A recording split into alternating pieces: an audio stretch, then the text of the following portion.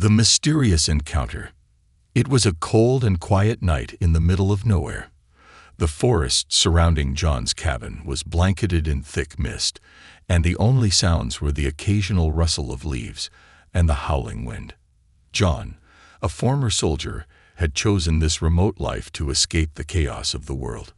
He spent his nights by the fire, reading old books and drinking tea. Tonight, however, was different. The storm had been raging for hours, with flashes of lightning cutting across the sky. Suddenly, there was a loud crash outside, like a tree falling. John put down his book, grabbed his flashlight, and opened the door. The wind bit at his face as he stepped onto the porch. The forest felt alive, as if it were watching him. Then he saw her. Lying near the edge of the clearing was a woman, barely moving. She was unlike anyone he'd ever seen. Her skin glowed faintly, almost as if it were lit from within. Her hair shimmered, catching the light in strange, silvery waves. And her eyes, when she opened them briefly, seemed to hold stars. John's instincts kicked in. He ran to her side, his boots sinking into the wet ground. "Hey, are you okay?" he asked, but she didn't respond. She was unconscious, her breathing shallow. As he checked for injuries, he noticed something strange on her arms. Burn marks, but they weren't ordinary burns. They formed intricate patterns, almost like symbols, and they glowed faintly in the dark. A chill ran down his spine. Who was she? And what had happened to her? Without thinking further, John lifted her into his arms and carried her back to the cabin. She was surprisingly light, and her skin was cold to the touch, almost as if she'd been out in the storm for hours. Once inside, he laid her on the couch and grabbed a blanket, wrapping it around her. The fire crackled, filling the room with warmth. As John examined her more closely, he realized just how unusual she was. Her clothes didn't look like anything he'd seen before, sleek, metallic, and form-fitting, almost like they were part of her body. And the simples on her skin continued to glow faintly, pulsing with a strange rhythm. After a few minutes, the woman stirred. Her eyes fluttered open, and John froze. Those eyes were mesmerizing, like two tiny galaxies swirling with light. She tried to sit up but winced in pain. "Take it easy," John said gently, sitting down beside her. "You're safe here. What happened to you?" She looked at him, her expression unreadable. Her lips moved, but the words were soft, almost inaudible. John leaned closer. "What did you say?" "I will repay you, human," she whispered, her voice weak but clear. Before he could ask what she meant, her eyes closed again, and she slipped back into unconsciousness. John sat there for a moment, his mind racing. Who was she? How did she end up in the middle of the forest? And what did she mean by repay? As he watched her sleep, questions filled his mind. The burns on her arms, the strange glow, her otherworldly appearance. It all pointed to something extraordinary. But the most unsettling thing was the storm outside. It hadn't eased up, and every now and then, he thought he saw flashes of light that weren't lightning. They seemed to move in strange patterns across the sky. John shook his head, trying to push the thoughts aside. He needed to focus on helping her. He grabbed a first aid kit and carefully tended to her burns, though he wasn't sure what good it would do. The symbols didn't look natural, and the glowing made him uneasy. As the night went on, John couldn't shake the feeling that something, or someone, was out there, searching. The hairs on the back of his neck stood up every time the wind howled. He glanced at the woman, now sleeping peacefully, and felt a strange sense of responsibility. Whoever she was, whatever she had done, she needed his help. For the first time in years, John felt a spark of purpose, but he also knew that this wasn't going to be simple. The storm wasn't just weather, and this woman wasn't just human. Something far bigger was happening, and he was caught in the middle of it. Little did he know, this was just the beginning. The alien revelation. John woke with a start to the sound of a faint hum filling the cabin. The storm outside had settled, but the eerie noise seemed to seep through the walls. It wasn't mechanical. It was almost melodic, like a song sung by something not entirely human. He looked over at the couch, where the strange woman lay. Her breathing had steadied, but the symbols on her arms were glowing brighter, pulsing in time with the hum. "Is this coming from you?" John muttered to himself. Before he could investigate further, her eyes snapped open. John flinched as her gaze locked onto his, those galaxy-filled eyes boring into his soul. She sat up suddenly, her movements precise and unnervingly fluid, like she was adjusting to gravity. "You helped me," she said, her voice stronger now, but tinged with something alien, like it carried an echo. "Why?"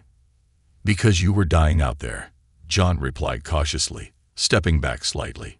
"You were hurt. I'm not the kind of person who just leaves someone to die." Her head tilted, as if she were analyzing his words. "You are different." "Well, you're not exactly from around here either," John shot back, gesturing to her glowing skin and the strange burns on her arms. "Who are you? What are those marks? And what the hell happened to you?" She hesitated, her gaze dropping to her arms. For the first time, she seemed vulnerable. "My name is Lyra," she began, her voice soft. "I am not like you, human. I come from a place far beyond this world. A place you would call—" She paused, searching for the right word. "The stars." John stared at her, his heart pounding.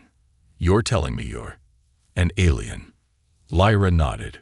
"I am. But I am not here by choice. My people, they are hunting me. I betrayed them, and now they will stop at nothing to find me." The words hung heavy in the air. John felt a chill run down his spine, but he forced himself to stay calm. "Why would they hunt you? What did you do?"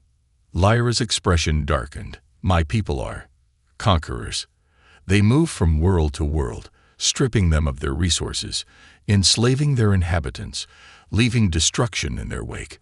I was a part of their grand plan, a scientist tasked with perfecting the technology they used to dominate. But I couldn't watch anymore." She held up her arms, the glowing symbols casting faint light across the room. "These marks, they are a punishment. They bound me to the technology I created, so I could never escape its reach. When I fled, they activated the tracker. They know I'm here." John's mind raced. He wanted to dismiss her story as madness, but every instinct told him she was telling the truth. Her appearance, the strange hum, the symbols, it all pointed to something beyond his understanding. "If they're tracking you," he said slowly, "then they'll come here." "Yes," Lyra admitted. "They will come for me, and they will not spare you." 1,000 thoughts ran through John's head. He could throw her out now, let her deal with her pursuers alone. It wasn't his fight. But as he looked at her, he saw the fear in her eyes. Despite her otherworldly nature, she seemed human, and something inside him couldn't let him abandon her. "What's the plan?" he asked, surprising even himself. Lyra's expression shifted to one of determination. "We have to disable the tracker. If I can sever the link, they won't be able to find me." John crossed his arms. "And how do we do that?" The enemy approaches. The following night, an unnatural stillness settled over the forest. The usual sounds, chirping crickets, the rustling of leaves, the occasional hoot of an owl, had vanished. John sat at the edge of his couch, his fingers tapping against his knee, as if the rhythmic motion could drown out the tension in the air.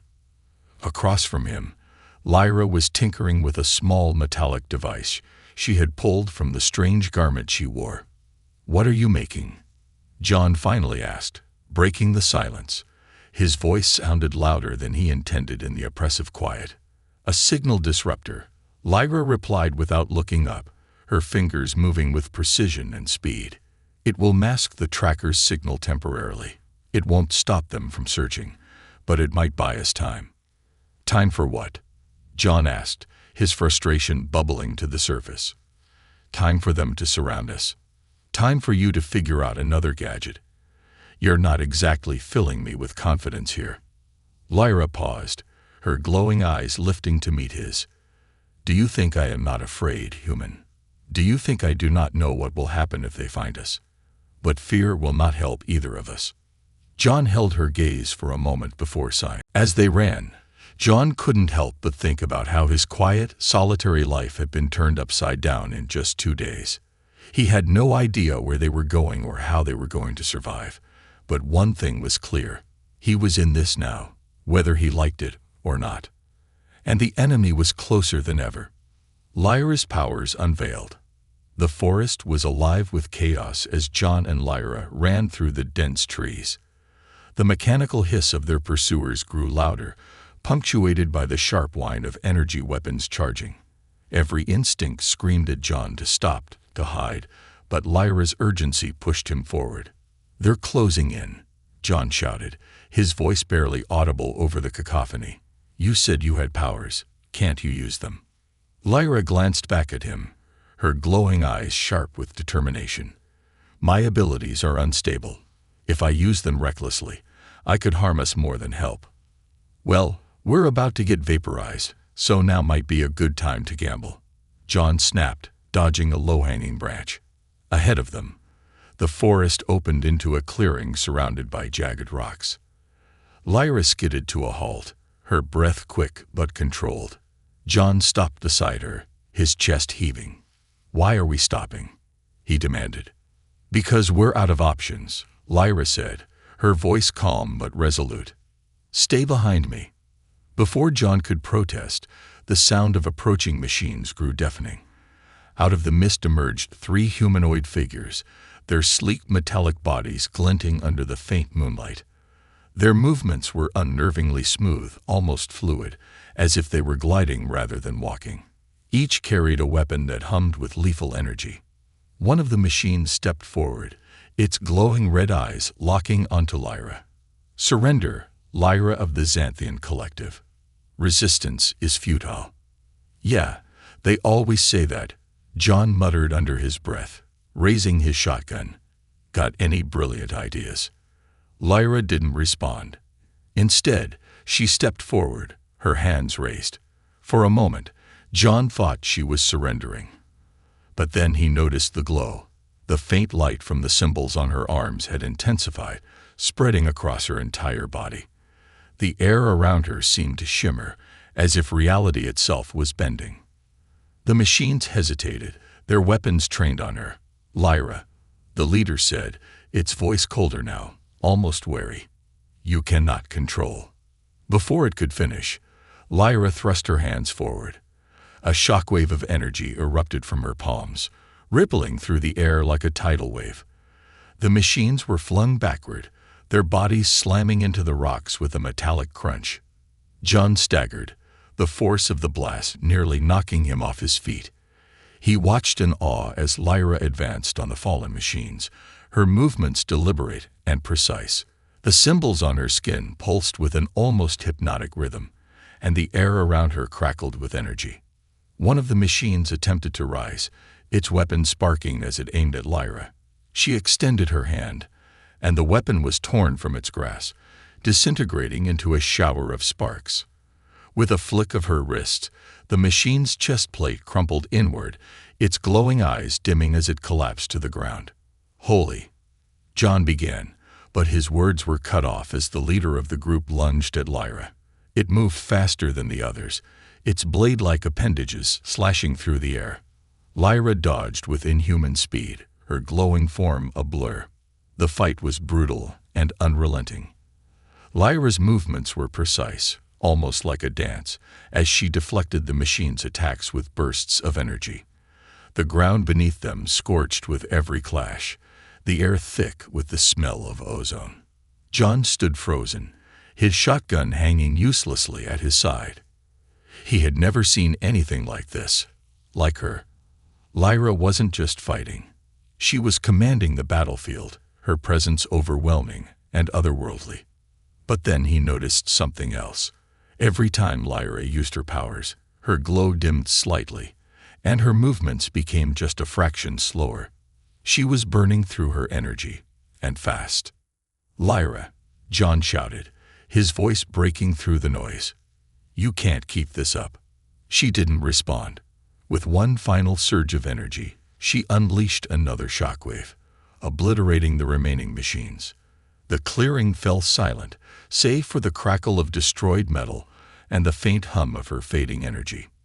Lyra staggered, her glow dimming to a faint shimmer. John rushed to her side, catching her before she collapsed. "You okay?"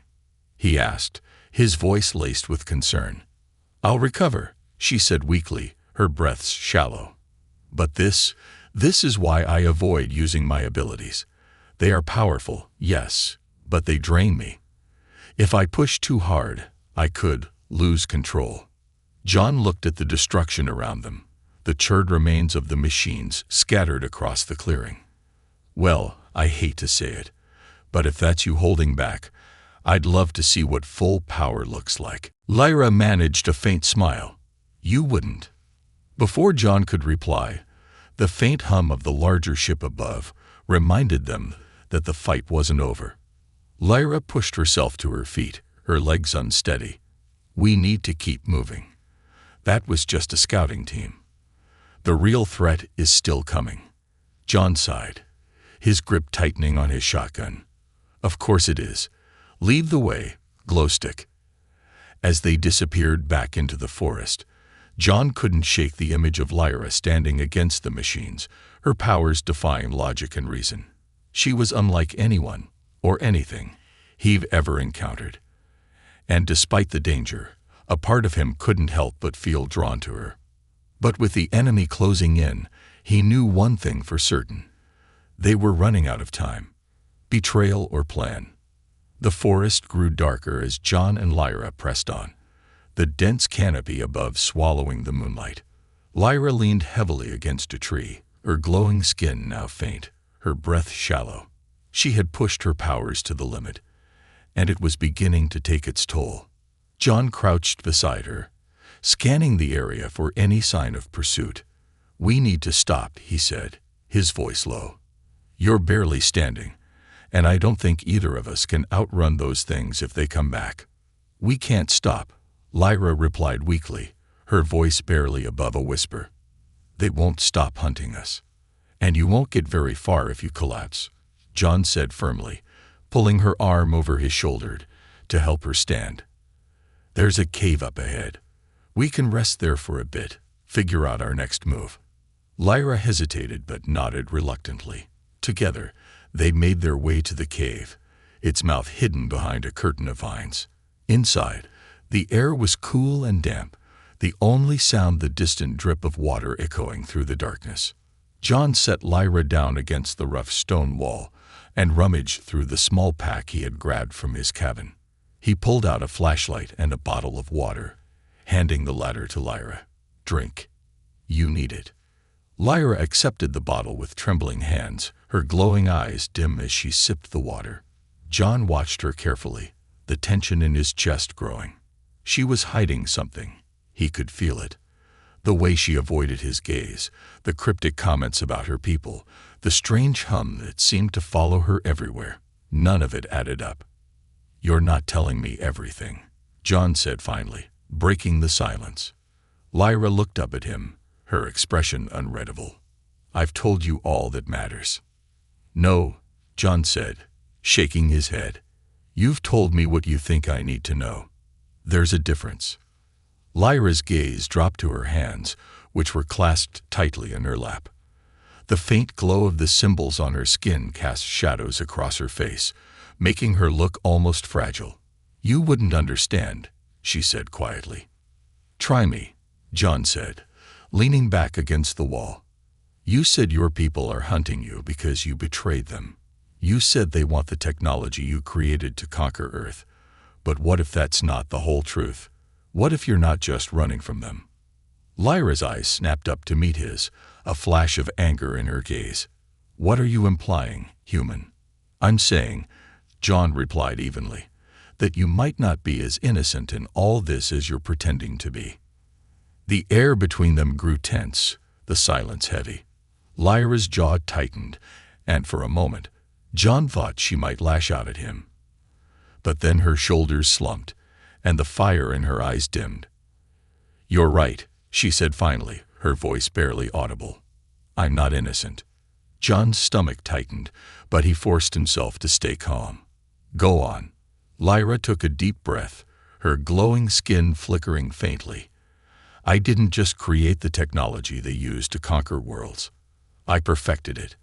I made it more efficient, more destructive. I was their greatest weapon." "Why?" John asked, his voice sharp. "Why would you help them do that?" "At first I didn't see it as destruction," Lyra said, her gaze distant. "I thought I was helping to build a better future for my people.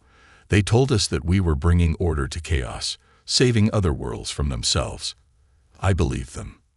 "And now?" John asked, his tone softer. "Now I see the truth," Lyra said bitterly. "We weren't saving anyone. We were taking what we wanted, destroying anything that stood in our way.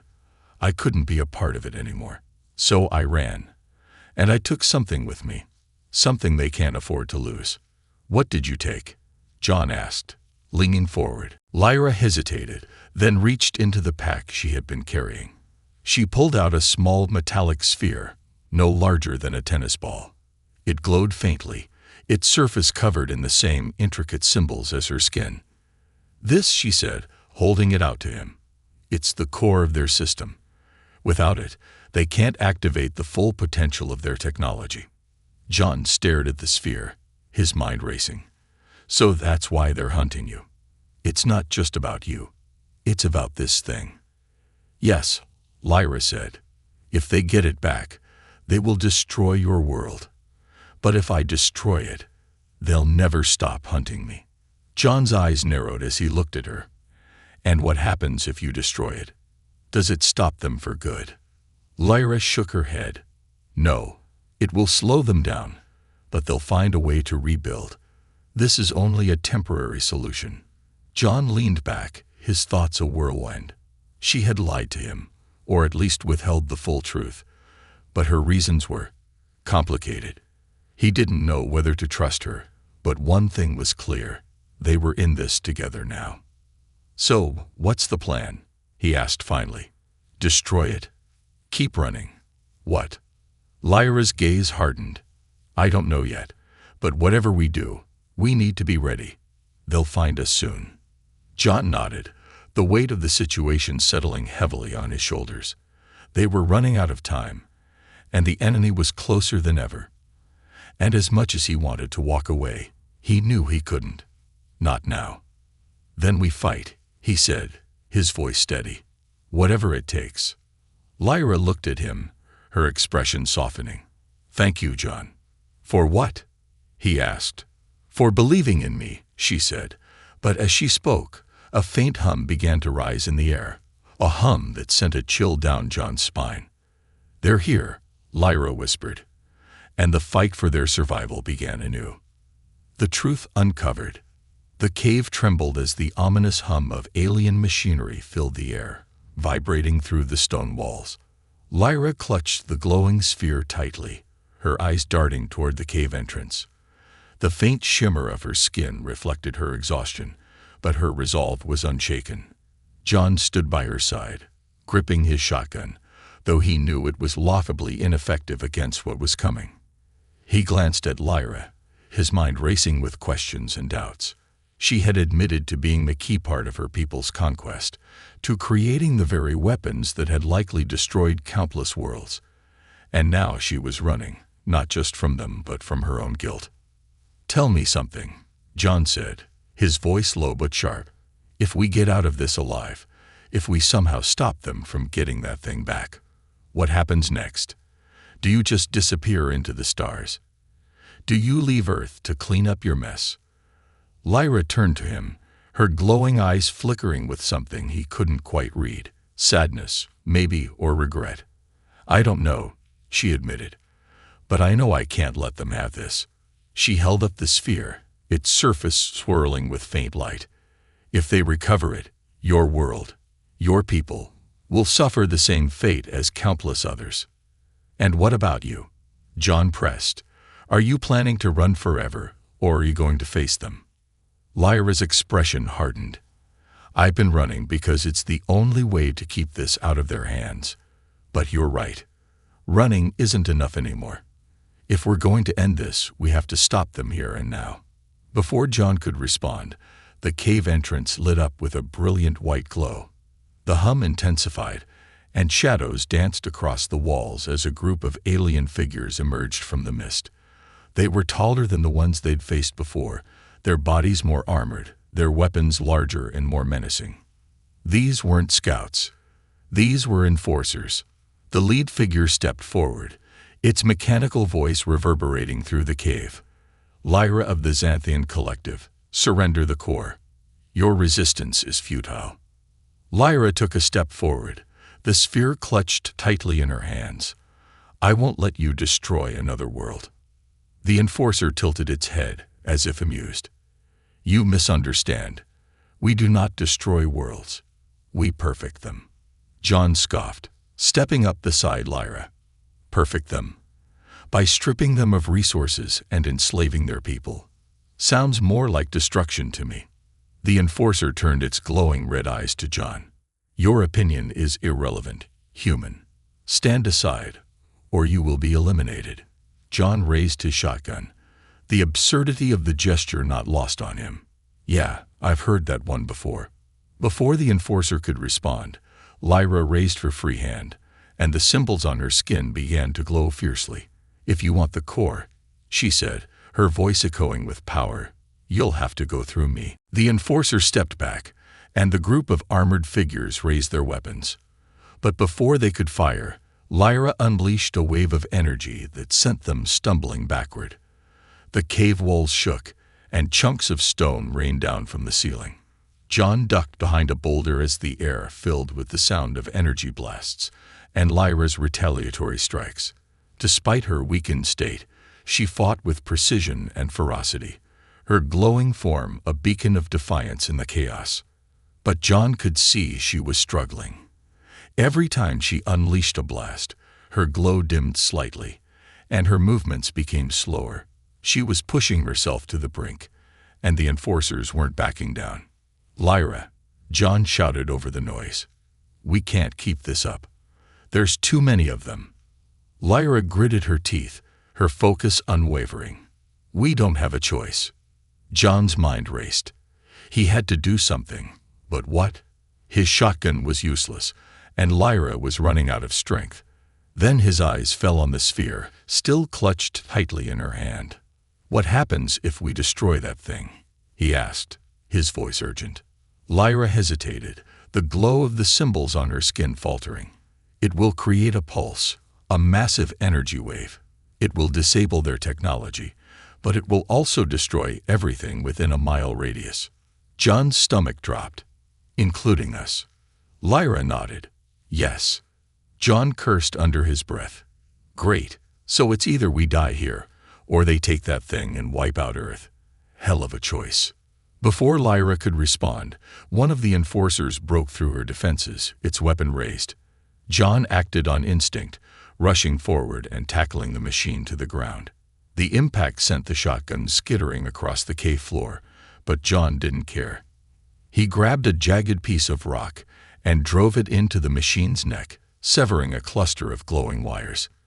The enforcer collapsed with a hiss, its body twitching. John scrambled to his feet, panting, and turned to see Lyra facing the remaining enemies alone. She was holding her ground, but just barely. Lyra, he shouted. Do it. Destroy the core. She turned to him, her glowing eyes wide with shock. You'll die. So will you, he shot back. But if it's the only way to stop them, then it's worth it. Lyra hesitated, her gaze flickering between John and the advancing enforcers. Her hands trembled as she looked down at the sphere, its light pulsing in time with her heartbeat. And then, with a deep breath, she made her choice. Lyra raised the sphere high above her head, the symbols on her skin glowing brighter than ever before. The cave filled with a blinding light, and John felt a surge of energy ripple through the air.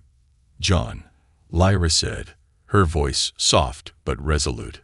Thank you. Before he could respond, the light consumed everything, and the world went silent. The ultimate sacrifice. When John opened his eyes, everything was bathed in an eerie silence. His ears rang faintly, and his body felt heavy, as though he'd been submerged underwater for hours. He blinked, his vision swimming, and slowly pushed himself up from the cold, uneven ground. The cave was unrecognizable. The walls were scorched black, large sections of rock having crumbled away from the energy blast. Shafts of moonlight pierced through the gaps in the ceiling, illuminating the debris-strewn floor. And then he saw her. Lyra lay at the center of the destruction, her glowing form dim and flickering like a dying ember. The metallic sphere was gone, replaced by a faintly shimmering crater. Around her, the remains of the enforcers lay scattered, their bodies twisted and lifeless, their once imposing presence reduced to smoldering wreckage. "Lyra," John croaked, his voice hoarse. He stumbled toward her, his legs unsteady. "Hey, stay with me." She opened her eyes, faint galaxies swirling in her gaze, though their brilliance had faded. A weak smile tugged at the corners of her lips. "John, you survived." "Barely," he muttered, kneeling beside her. "What about you? Can you heal? Recharge? Do whatever it is you do." Lyra shook her head slightly, her movements sluggish. "The core, it wasn't just a tool. It was connected to me. Destroying it severed that connection, but it took most of my life force with it." John's chest tightened. "There's got to be something I can do. You saved us. You saved Earth. You can't just—" "I can't stay," Lyra interrupted gently, her voice barely a whisper. "But it's okay. This was always the price." John clenched his fists, frustration boiling inside him. "That's not fair. You didn't deserve this." "No one does," she agreed. "But someone had to stop them." She reached up with trembling fingers, and John instinctively took her hand. Her touch was cold, but there was a strange comfort in it, as though she were passing something on to him. Her glowing eyes searched his face, a mixture of gratitude and sadness in her expression. "I underestimated humans," she said softly.